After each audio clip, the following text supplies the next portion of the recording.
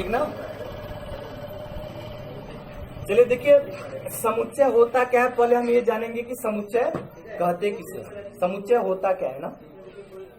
अब देखिए, जाने अनजाने में हम जब छोटे से थे तभी से हम लोग जो है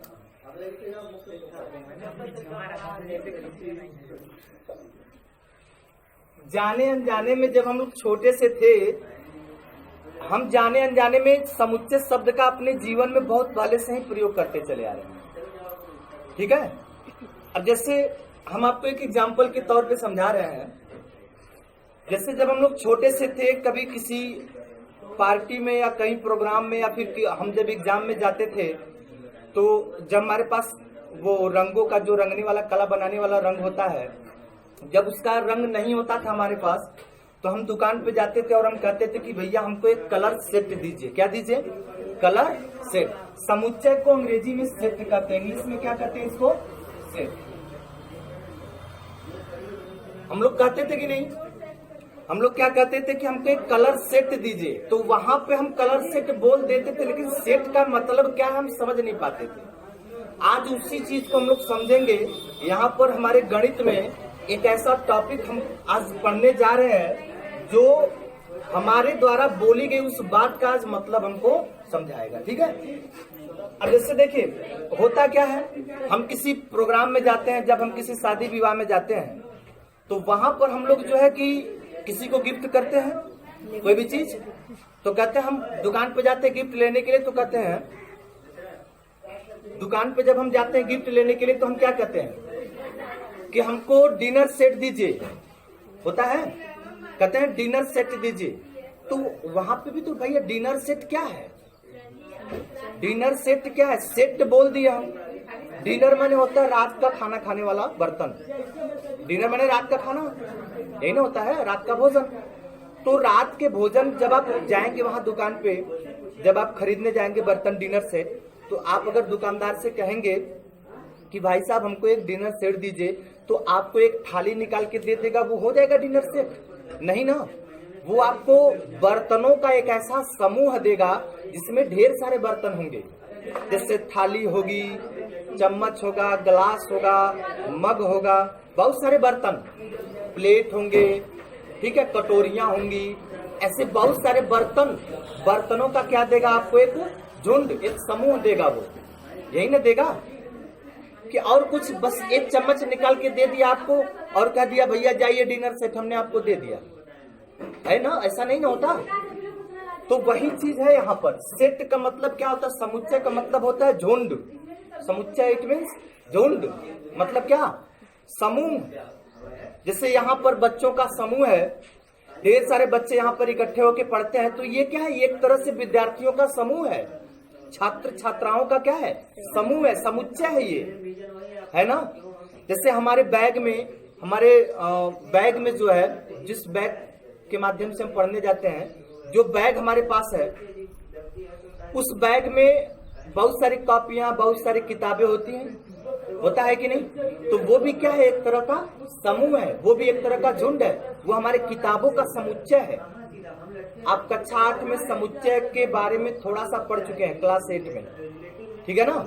कक्षा 8 में समुच्चय थोड़ा सा है, थोड़ा सा परिचय है उसके बारे में। यहाँ पर हम लोगों को विस्तृत पढ़ना उसके बारे में। समुच्चय क्या होता है, खोज किसने की, इसकी परिभाषा क्या है, मतलब और इसके प्रकार क्या होते हैं, समुच्चय को किस तरह निरूपित किया जाता है, क्या होता है ये, ठीक है। इन सब चीजों के बारे में आज हम लोगों को पढ़ना है।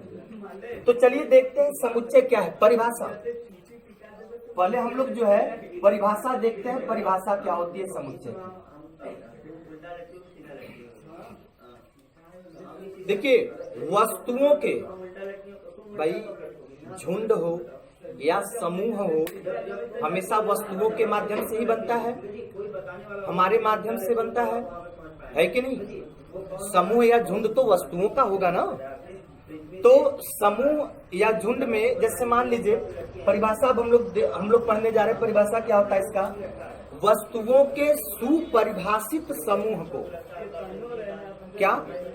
वस्तुओं के सुपरिभाषित समूह को समुच्चय कहते हैं। क्या कहते हैं? वस्तुओं के, फिर से एक बार अगेन, वस्तुओं के सुपरिभाषित समूह को समुच्चय कहते हैं। छोटा सा थ्योरी है, बस छोटा सा परिभाषा, बहुत बड़ा नहीं है इसका। समुच्चय इसी में आ गया। सुपरिभाषित का मतलब क्या, यहाँ पर एक शब्द हमको सुनने के लिए मिला, सुपरिभाषित। सुपरिभाषित मतलब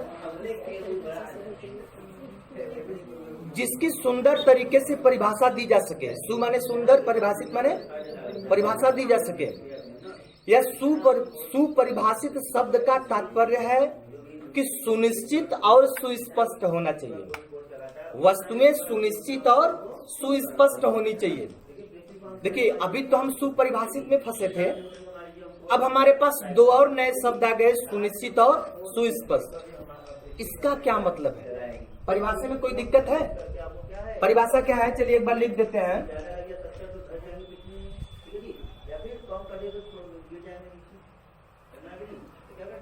वस्तुओं के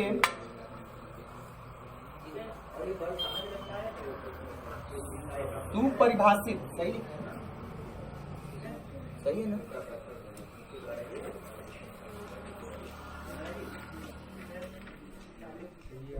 वस्तुओं के सुपरिभाषित समूह या झुंड को, वस्तुओं के सुपरिभाषित समूह या झुंड को समुच्चय कहते हैं। ठीक है। अच्छा, इसको एक चीज और कह सकते हैं हम, झुंड मतलब गोल। जैसे जानवर होते हैं, यानी भेड़ और बकरियां होती हैं, वो भी तो गोल में चलती है, समूह बना के चलती है ना, तो वो भी तो एक तरह का समुच्चय ही है कि नहीं? तो वस्तुओं के सुपरिभाषित समूह या झुंड को क्या कहते हैं? समुच्चय कहते हैं। यहाँ हम समूह या गोल भी कर सकते हैं, गोल। ठीक है ना? गोल, गोल माने वो गोल वाला गोल नहीं, झुंड। गोल माने जहां ढेर सारी चीजें इकट्ठी हो। ठीक है ना? तो ये तो हो गया परिभाषा। अब देखिए, सुपरिभाषित शब्द का मतलब क्या होता है? सुपरिभाषित का मतलब हो गया, आप इसको नोट भी कर सकते हैं। ठीक है? तो सुपरिभाषित का मतलब क्या हो गया? सुपरिभाषित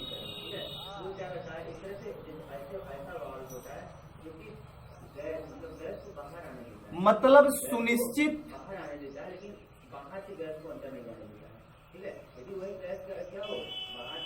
सुनिश्चित और सुस्पष्ट, सुनिश्चित और स्पष्ट।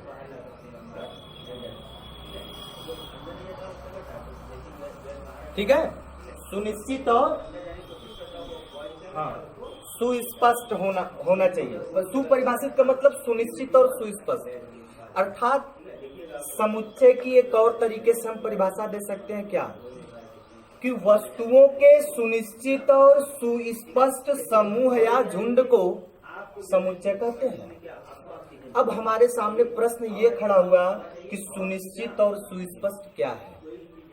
सुनिश्चित का मतलब ये कन्फर्म होना चाहिए, ये निश्चित होना चाहिए कि फला वस्तु हमारे समूह में शामिल है या नहीं। जैसे मैं आपको एक एग्जांपल के तौर पे समझा रहा हूं। जैसे हमने कह दिया, ठीक है, जैसे हमने कह दिया कि भारत देश के प्रसिद्ध लेखकों का समूह। ठीक है? अब हमने कहने को तो कह दिया कि भारत देश के प्रसिद्ध लेखकों का समूह एक समुच्चय है, लेकिन क्या हम जिस लेखक को हम प्रसिद्ध मान रहे हैं, क्या उसको पूरी दुनिया प्रसिद्ध मानेगी? नहीं। हो सकता है राम हमारी नजर में बहुत अच्छे रहे हों, लेकिन वही राम किसी और की नजर में अच्छे न रहे हों। ठीक है? अगर मैंने जैसे कह दिया कि कक्षा 11 के, क्लास 11th के लंबे छात्रों का समूह बनाइए, या लंबे छात्रों का समुच्चय बनाइए। तो हमें बताइए कि क्या हम जिस छात्र को लंबा मानते हैं या मानेंगे, क्या उसको पूरे क्लास वाले लंबा मानेंगे? नहीं, ये जरूरी नहीं है। हो सकता है किसी ठिगने छात्र को यानी बौने छात्र को भी हम लंबा कह दें, उसको भी अपने समूह में शामिल कर लें, ठीक है? तो उसको तो दुनिया मानने के लिए तैयार नहीं ना होगी। तो कहने का मतलब क्या है, जैसे हमने ये भी कह दिया कि 1 से 10 के बीच की 1 से 10 के बीच की जितनी भी सम संख्याएं हैं उनका समुच्चय बनाइए। तो क्या हम उस समूह में या उस समुच्चय में 12 को रख सकते हैं, 24 को रख सकते हैं, 20 को रख सकते हैं? नहीं रख सकते, ठीक है ना? ये निश्चित हो गया कि 1 से 10 के बीच में जितनी भी सम संख्याओं का समुच्चय बनेगा उसमें 12 नहीं होगा। ये सुनिश्चित है, सुनिश्चित है कि नहीं? तो ये सुनिश्चितता होनी चाहिए हमारे समूह में। हमारे समूह में कोई भी वस्तु शामिल है कि नहीं है, ठीक है, ये निश्चित होना चाहिए। जैसे अगर हम कहते कि कक्षा 11 के, ठीक है, 1.5 मीटर से लंबे छात्रों का समूह बनाइए, तो अगर राम की लंबाई 1.5 मीटर है तो ये सुनिश्चित है कि राम हमारे समूह में शामिल होगा, ठीक है? अगर सोहन की लंबाई 1.5 मीटर से कम है, ठीक है ना, 1.5 मीटर से कम है, तो ये सुनिश्चित है कि सोहन हमारे समूह में शामिल नहीं होगा, हम उसको अपने समूह में शामिल नहीं करेंगे। ये सुनिश्चित है कि नहीं? क्यों सुनिश्चित है? क्योंकि मैंने कहा कि कक्षा 11 के 1.5 मीटर से लंबे छात्रों का समूह बनाइए, ठीक है? तो ये तो कंफर्म है। अगर मान लीजिए रोहित, मान लीजिए कोई लड़का है, अगर उसकी लंबाई 1.4 मीटर है, हमने कहा 1.5 मीटर के बारे में, माने 1.5 मीटर के बारे में, लेकिन अगर रोहित एक लड़का है और उसकी लंबाई 1.4 मीटर है, तो क्या हम रोहित को अपने समूह में शामिल करेंगे? नहीं न करेंगे। ये सुनिश्चित है कि रोहित हमारे समूह में शामिल नहीं हो पाएगा। समझ रहे हैं कि नहीं? तो सुनिश्चित का मतलब क्या है कि कोई भी वस्तु या कोई भी व्यक्ति हमारे समूह में आ पाएगा या आया है कि नहीं आया है, ठीक है? समझ में आ रहा है कि नहीं बात हमारी? कोई दिक्कत नहीं ना है? चलिए, अब सुस्पष्ट का मतलब क्या होता है? सुस्पष्ट मतलब क्या? सुस्पष्ट का मतलब है कि स्पष्ट होना चाहिए, अच्छी तरह से स्पष्ट होना चाहिए। देखिए, सुनिश्चित अलग चीज है, सुस्पष्ट अलग चीज है। सुनिश्चित ये बताता है कि कोई चीज हमारे समूह में शामिल की जाएगी कि नहीं की जाएगी, इस बात की निश्चितता को बताता है सुनिश्चित। लेकिन स्पष्ट क्या है, सुस्पष्ट क्या है? सुस्पष्ट है कि वस्तु अगर शामिल कर ली गई तो क्या वो एक बार आई है कि बार बार आ रही है ना? क्या वह एक बार आई है कि बार बार आई? जैसे अगर मैं कहूं कि 1 से 10 के बीच की जितनी भी सम संख्याएं होती हैं उनका समुच्चय बनाइए, ठीक है? तो हम क्या करेंगे? 2 लेंगे, 4 लेंगे, 6 लेंगे, 8 लेंगे, 10 तो लेंगे नहीं। 1 से 10 के बीच मैंने कहा ना, ठीक है? अब बताइए, हम 2 को केवल एक बार लिखें। और एक चीज थोड़ा सा नोट मैं यहाँ पे आपको बता दे रहा हूं, समुच्चय को हमेशा मझले कोष्टक के अंदर लिखा जाता है, उनके अवयवों को, ठीक है? अभी अवयव क्या होता है, समुच्चय के अवयव किसे कहते हैं, मैं अभी बताऊंगा आपको, ठीक है ना? आप लोगों को मैं भी बता रहा हूं, बस थोड़ा सा ये समझने समझाने के लिए हो रहा है। तो समुच्चय को हम हमेशा कहाँ रखते हैं? उनके अवयवों को हम कहाँ रखते हैं? उनके एलिमेंट्स को हम कहाँ रखते हैं? मझले कोष्टक के अंदर लिखते हैं। और कामा क्यों लगता है? ये किसी नियम के द्वारा आता है, अभी मैंने कल नहीं, चलिए अब बताएंगे हम वो आप लोगों को ना। तो देखिए, अच्छा 2 एक बार लिख दिए तभी हमको समझ में आ गया कि वो 2 भी आता है, 2 और 1 और 10 के बीच में ना, कि हम उस 2 को 3-4 बार लिखते तब हमको मालूम चलता अच्छा 2 भी आ रहा है। ऐसा नहीं ना है, हम 2 को या 4 को या 6 को या 8 को केवल एक बार लिख देना ही काफी है हमारे द्वारा, कि बार बार हम उसको लिखें? एक ही बार में पता चल गया कि 4 भी आता है ना, एक ही बार में पता चल गया कि 8 भी आता है ना, एक ही बार में पता चल गया कि 6 भी आता है, कोई दिक्कत नहीं ना है। तो ये पता चल गया हमको कि 2 4 6, मतलब क्या है, अगर हम बार बार लिखते जैसे ऐसे 2 4 2 6 2 8 ऐसे, अब बताइए क्या यह 2 2 2 3 बार लिखा है?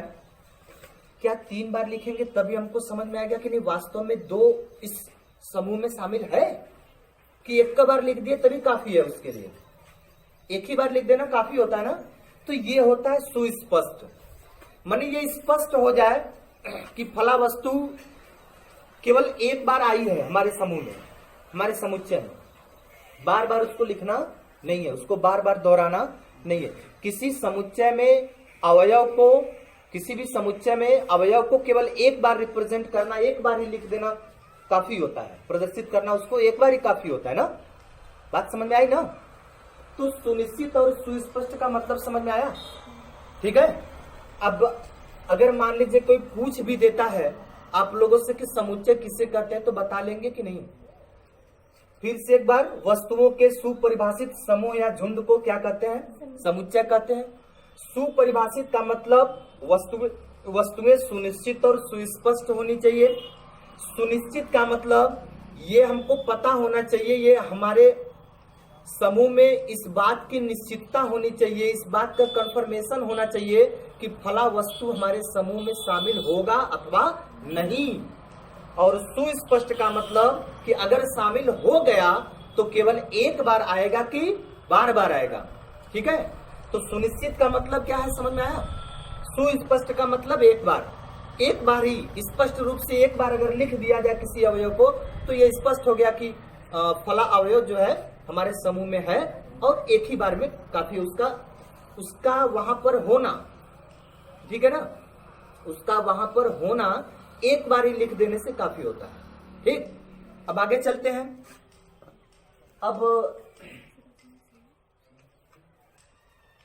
अब आ जाएगा समुच्चय के अवयव, इसको हम लोग मिटा देते हैं। अब दूसरा हेडिंग है समुच्चय के अवयव।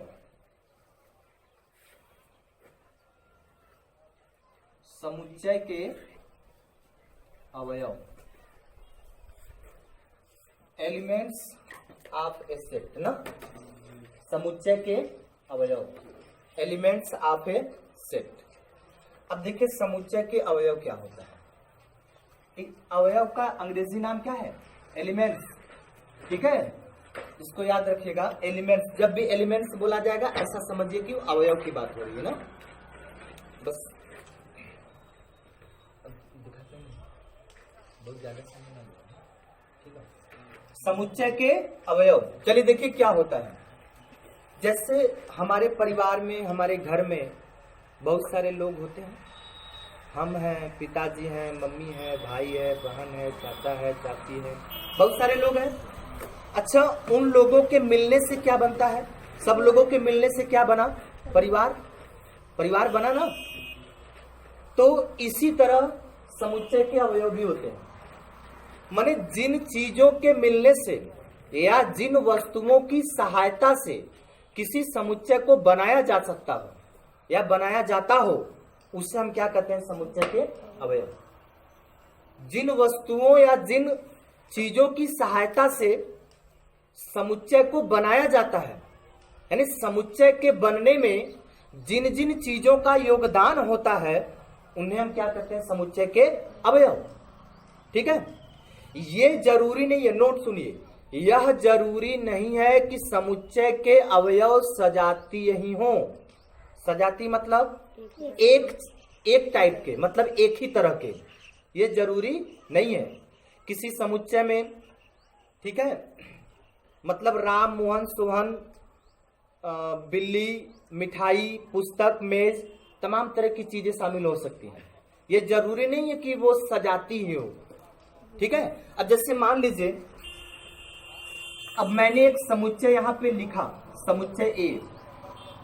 ठीक है, इसमें हमने लिख दिया राम, मोहन, सोहन, ठीक है। अब राम, मोहन, सोहन, ये 3 नाम हमने लिखा यहां पर। इन तीनों नामों की सहायता से हमारा समुच्चय ए बना है ना। क्या इस समुच्चय को बनाने में प्रवीण नाम आया है? नहीं। जब वो नाम नहीं आया तो मतलब वो इसका अवयव नहीं है, इस समुच्चय का अवयव नहीं है। मैंने भी क्या बोला परिभाषा, समुच्चय के अवयव मतलब क्या, किसी समुच्चय को बनाने में, ठीक है, जिन जिन चीजों का योगदान हो, यानी जिन जिन चीजों की सहायता से कोई समुच्चय बन गया हो, उसे ही हम समुच्चय के अवयव कहेंगे। यहां राम क्या है, राम इस समुच्चय को बनाने में राम का नाम आया है, आया है ना। तो राम क्या है, इस समुच्चय का एक अवयव है। इस समुच्चय को बनाने में सोहन का नाम आया है, सोहन ने योगदान दिया इस समुच्चय को बनाने में, सोहन है इस समुच्चय में, तो वो क्या इसका अवयव है, ठीक है। हमने मिठाई, इसमें कहीं मिठाई नाम लिया है? नहीं। मिठाई का नाम सुनते ही मुंह में पानी आ गया ना, नहीं आया। चलिए अब देखिए, अब जैसे मान लीजिए हमने इसमें किसी फल का नाम तो नहीं लिया कि आम लिख दिया, इसमें नहीं ना लिखा, तो आम इस समुच्चय का अवयव नहीं है। क्यों? क्योंकि वो इसको बनाने में सहयोग नहीं कर रहा है, ठीक ना। अब देखिए आगे चलते हैं। कोई भी अवयव किसी समुच्चय में है, इस बात को हम कैसे प्रकट करें। जैसे राम इस समुच्चय का एक अवयव है ना, इस बात को हम कैसे प्रकट करेंगे। अब जैसे इतना बड़ा हम बोले कि राम समुच्चय ए का अवयव है, ठीक है, ये थोड़ा बड़ा लग रहा है। इसी चीज को गणितज्ञों ने थोड़ा छोटे चीज में प्रदर्शित करना बताया, हम लोगों को सिखाया। क्या? अगर राम इस समुच्चय का एक अवयव है तो इस बात को हम शॉर्टकट में कैसे प्रदर्शित करेंगे। राम ऐसे एक निशान ऐसे सी की तरह सी बना दीजिए, ठीक है, उसके बीच में ऐसे, ठीक है ना। अब यहां पे क्या लिखेंगे, ए। राम ऐसे अगर कहीं लिख दिया हमने तो इसका मतलब हम क्या, पूरी दुनिया यही समझेगी कि राम समुच्चय ए में है, यानी राम समुच्चय ए का अवयव है, ठीक है। ये नियम भाई, ये तरीका है प्रकट करने का। अगर सोहन इस समुच्चय का एक अवयव है तो इस बात को हम कैसे प्रकट करेंगे। सोहन अवयव है समुच्चय ए का, इसको हम कैसे पढ़ेंगे शॉर्टकट में। सोहन एलिमेंट्स ऑफ समुच्चय ए, सेट ए। सोहन एलिमेंट्स ऑफ सेट ए। भाई पढ़ने के लिए तो बड़ा पढ़ाई जाएगा, लेकिन प्रदर्शित करने की बात है तो ऐसे छोटे में इसको हम प्रदर्शित करेंगे ना। अब देखिए, सुरेश इस समुच्चय का अवयव है? नहीं है। सुरेश इस समुच्चय का अवयव नहीं है। अब इस बात को हम कैसे प्रकट करेंगे, इस बात को हम कैसे दर्शाएंगे। यहां पे लिख देते हैं सुरेश, ठीक है। अब ये तो अवयव है का निशान है ना, ये किसका निशान है, यहां पे लिख देते हैं थोड़ा सा ऐसे करके, अवयव है। ये किस चीज का सिंबल है, प्रतीक है, अवयव है का प्रतीक है ना।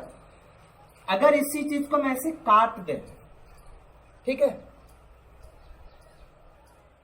तो ये किसका प्रतीक बन जाएगा, अवयव नहीं है। ये किसका प्रतीक है, अवयव नहीं है का, ठीक है ना। यहां देखो, ये चलिए, ये किस चीज का सिंबल है, अवयव नहीं है ना। देखिए, ये अवयव है का प्रतीक है और ये अवयव नहीं है का प्रतीक है। अब जैसे मान लीजिए हमने एक और सेट ले लिया, एक और समुच्चय ले लिया, समुच्चय बी। हम इसमें लिख दिए 2, 4, 6, 8, 10, 12। हमने क्या लिखा, 2 से लेकर के 12 तक की जितनी भी सम संख्याएं होती है सबको एक समुच्चय में मैंने लिख दिया ना। अब बताइए मुझे, क्या इस समुच्चय को बनाने में, समुच्चय बी को बनाने में सात का सहयोग है? नहीं है। मतलब सात इसका अवयव नहीं है। समझ में आया कि नहीं? तो अवयव, समुच्चय के अवयव किसे कहते हैं? कोई पूछेगा तो बता लेंगे, क्या बताएंगे उसको? किसी समुच्चय को बनाने, बोले कोई दिक्कत नहीं। किसी समुच्चय को बनाने में हाँ जिन जिन वस्तुओं का उपयोग होता है, यानी प्रयोग किया जाता है, जिन संख्याओं का, जिन वस्तुओं का, जिन चीजों का, जिन नामों का, मतलब कुछ भी आप कह सकते हैं ना, किसी की चीज का समुच्चय बन सकता है। क्या नामों का झुंड नहीं होता? क्या वस्तुओं का झुंड नहीं है? है। ठीक है। तो किसी समुच्चय को बनाने में जिन जिन चीजों का प्रयोग होता है उसे हम कहते हैं उस समुच्चय का अवयव। ठीक है। अवयव है को हम कैसे प्रकट करेंगे? इस तरह, इस तरह। और अवयव नहीं है को हम कैसे प्रकट करेंगे? इस तरह। अब इसी को ले लीजिए, 8 इसका एक अवयव है ना, तो हम इसको लिखेंगे 8 अवयव है समुच्चय का ना, ऐसे लिख दिए ना। इसको बिलोंग्स टू कहते हैं। बिलोंग्स टू माने, मतलब बिलोंग्स टू माने उसमें है, उससे संबंधित है, उसमें उपस्थित है। कहते हैं ना बिलोंग माने होता है ना, बिलोंग माने क्या? बिलोंग करना माने उसमें रहना, यानी उसमें उपस्थित होना। ठीक है। माने उससे संबंध रखना अपना, तभी तो बिलोंग्स टू हो गया ना। 8 बिलोंग्स टू बी, यानी 8 समुच्चय बी का एक अवयव है। और अगर 13 इस समुच्चय का अवयव नहीं है तो हम उसको लिखेंगे 13 is not elements of B, set B, यानी 13 समुच्चय बी का अवयव नहीं है। समझ में आई बात? अब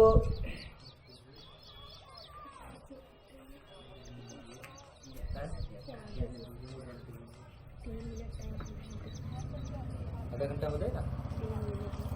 अच्छा, अब अगला टॉपिक है समुच्चय का संकेतन।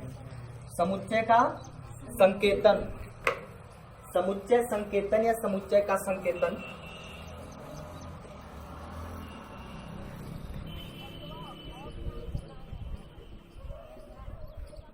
समुच्चय संकेतन यानी सेट नोटेशन।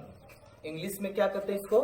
Set notation. अब देखिए, नोटेशन माने क्या? संकेतन माने जैसे हम लोग रोड पे चलते हैं तो एक खंबा लगा होता है, उस पे एक मतलब वो टीने का लगा होता है, उस पे संकेत होता है ना, जैसे ऐसे ऐसे ऐसे उबड़ खाबड़ करके, तो मतलब समझ में आता है कि आगे ब्रेकर है ना। ऐसे 2 लाइन हो तो समझ में आता है आगे रेलवे पटरी है। ठीक है, क्रॉसिंग है। और अगर मतलब बहुत तरह के संकेत होते हैं ना, तो उसी संकेत क्या है? संकेत माने हम किसी चीज को किस चिन्ह से, किस संकेत से प्रदर्शित करते हो, उसका संकेतन हो गया ना। तो वही बात यहाँ पे भी लागू हो गई कि समुच्चय संकेतन क्या है, यानी हम किसी समुच्चय को किस संकेत से प्रकट करते हैं वो क्या है। ठीक है। तो देखिए, समुच्चय के नामों को या समुच्चय को हमेशा अंग्रेजी वर्णमाला के बड़े अक्षर से प्रकट किया जाता है। अंग्रेजी वर्णमाला के बड़े अक्षर से, जैसे कैपिटल ए हो गया, कैपिटल बी हो गया, इन सब बड़े अक्षर से, एक मतलब A to Z जितने भी 26 अक्षर हैं, आप किसी भी नाम से, जैसे हम क्या, हमारी पहचान क्या है? मेरा नाम। ठीक है। अब जैसे मान लीजिए कोई कहे कि वहां पर ओम पढ़ावलेन मैथ, के पढ़ावला, कह रहे वो नहीं पढ़ावलेन, के पढ़ावला, हुआ सोनी सर जी, तुरंत ना हमारा चेहरा दिमाग में आ जाएगा ना कि नहीं, हाँ हाँ ठीक ठीक। तो हमारा पहचान क्या? हमारी नाम, हमारा नाम ही हमारा पहचान है। तो किसी भी चीज का पहचान मतलब उसके नाम से होता है ना, तो यहाँ पे भी इसका नाम देना जरूरी है। तो समुच्चय के नामों को, समुच्चय के नाम को जो है हम हमेशा अंग्रेजी वर्णमाला के बड़े अक्षर से प्रकट करेंगे। ठीक है। और एक बात और याद रखिए कि अगर अंग्रेजी वर्णमाला का कोई भी अक्षर समुच्चय का अवयव बन के अगर आया है तो वो बड़ा अक्षर में नहीं लिखा जाएगा, हमेशा स्मॉल लेटर में, यानी छोटे अक्षर में लिखा जाएगा। हाँ, अवयव अगर बन के आएगा तो हमेशा छोटा अक्षर, और अगर नाम लिखना है किसी समुच्चय का तो बड़ा अक्षर। समझ में आया? संकेतन क्या है? समुच्चय संकेतन, सेट नोटेशन, यानी सेट यानी समुच्चय को हम किस चीज से नोट करते हैं, कैसे प्रदर्शित करते हैं उसको। तो क्या हो गया? समुच्चय संकेतन हमेशा समुच्चय के नामों को हमेशा अंग्रेजी वर्णमाला के बड़े अक्षर से प्रकट किया जाता है ना। और अवयवों को हमेशा अंग्रेजी वर्णमाला के और समुच्चय में किसी अवयव की उपस्थिति को दर्शाने के लिए हम प्रतीक किसका प्रयोग करते हैं? इस चीज का ना, यही ना। समुच्चय में कोई अवयव है, उसको हम दर्शाने के लिए, उसको प्रकट करने के लिए हम किस चिन्ह का प्रयोग करते हैं? इसी चिन्ह का ना, बिलोंग्स टू, अवयव है तभी तो पता चलेगा ना कि हाँ उसमें है वो। ये चिन्ह हमको बताता है कि फला चीज उस समुच्चय में शामिल हो गई है या शामिल हो गया है। ठीक है, अब आगे चलेंगे तो आगे है समुच्चय का निरूपण। क्या है? ये तो समुच्चय संकेतन हो गया। अब आगे है समुच्चय का निरूपण।